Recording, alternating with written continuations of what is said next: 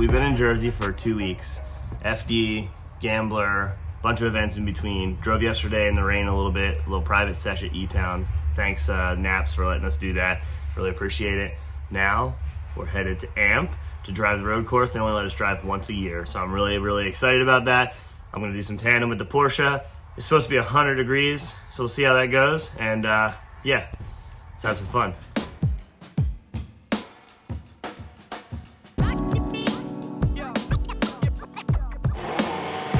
All right, there's Swan waving us on, and this is gonna be my first lap going around this track ever, which is really cool. I took the foxbody out first, so that way I could get the lay of the land.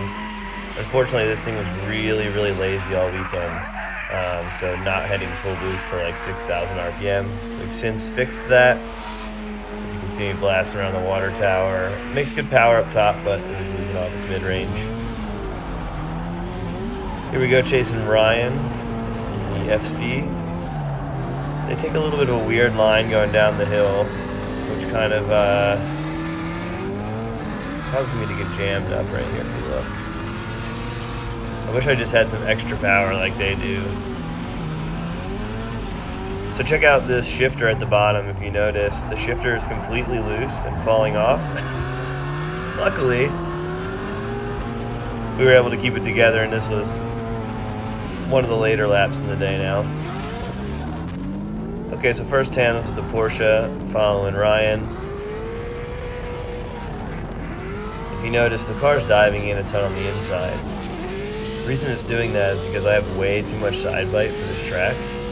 It's not allowing me to get some angle, so as I'm trying to add angle, all it does is kind of drive me in. So this is the first lap following him. So you can see we're both a little bit sloppy here.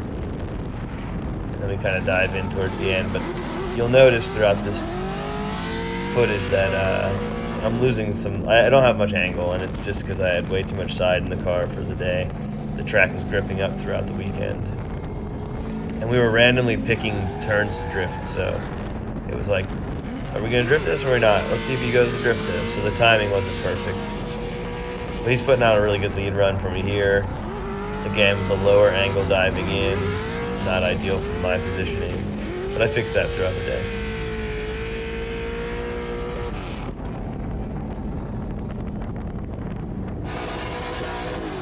Oh, here's a crazy shot from inside Ryan's car. Car looks so sick. 7.8's awesome. Us buzzing the inside of the track, ripping up the back of the hill. Oh, got the camera stuck on the door there. And into the last turn. Oh, you see this tire flap on his mirror. Here's a little 360 cam. This was when we started figuring out the timing of the transitions a little bit better. I wish I just took some side bite out of the car, because you can see here I'm on the door locked down, but not a lot of angle. But it's doing what it's supposed to be doing, and we're right there.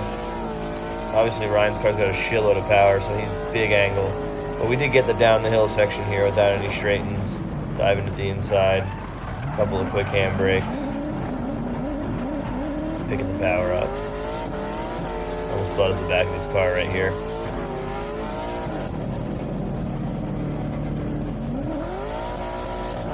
Then going in the back section, see me get all the way out wide here, transition the car.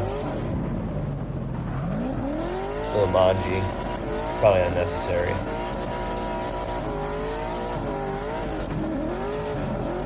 Diving in at the top of the hill again. Timing the transition to dive back in. And again, you can kind of see so much side grip, not able to get a lot of angle in the car. It's a good problem to have, but not for a type of event like this.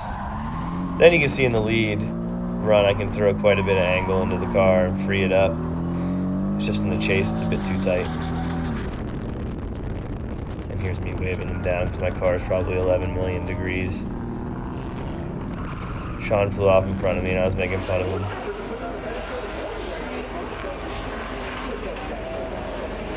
Here's another tandem. This one was tough because the guys in front of me were kind of all over the place. This track was really tough to tandem on, and I think that if everybody took 2 seconds to like plan it would be a lot better, because the track is awesome.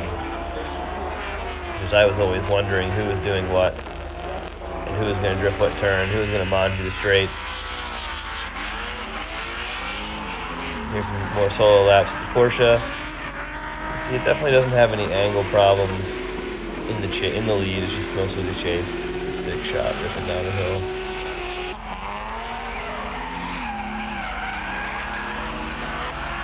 All this event, I was about 400 horsepower in this car.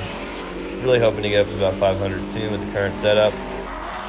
Got the bigger ragdoll turbo and pump on there, but haven't really turned boost up yet, so it's pretty mild at 400 horsepower, 400 torque. But as you can see with the setup in it, it definitely still rips. You just have to drive it very hard.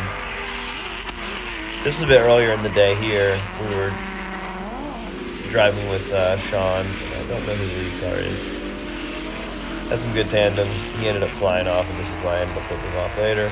Here's a sick shot of me coming down the hill. Unfortunately, it's a bit tucked behind a fence, but really cool to show the steepness and the angle there. Colin Gorte. Little low angle there. Got jammed up on the inside of him. Some more tandem and Ryan on the long lens, going on the top of the hill. This really shows the elevation, how big the track is.